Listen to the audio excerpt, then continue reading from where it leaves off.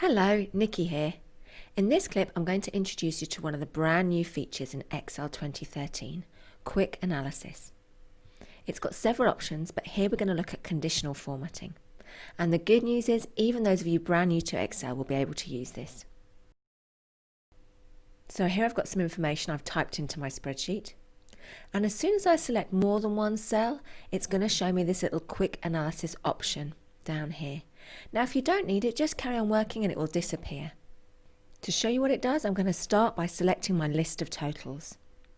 And there is that Quick Analysis popping up, so I'm going to click on that. And you can see there's 5 tabs along the top, but we're going to stick in the first one, Formatting. But it's not any old formatting, it's formatting that changes automatically depending on the value of the cell. Let's try it. I'm going to go for data bars. So the more coloured in the cell is the greater the value in it. And if my values change, so do the bars. If you don't want to see it anymore, just select it again and this time choose clear. Let me show you a few more. So I'm going to select the cells. And now what you can do is just hover over these different ones here to see what they do. And if you like one of them, just click on it to confirm.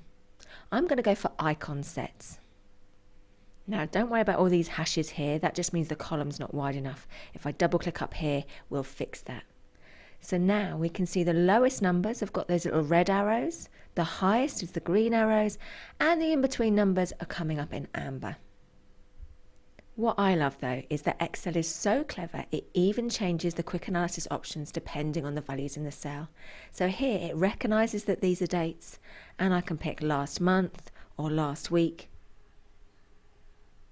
And remember, if you don't want something showing anymore, you just go back in and choose clear.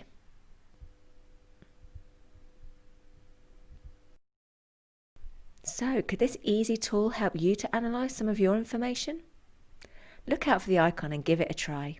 Goodbye.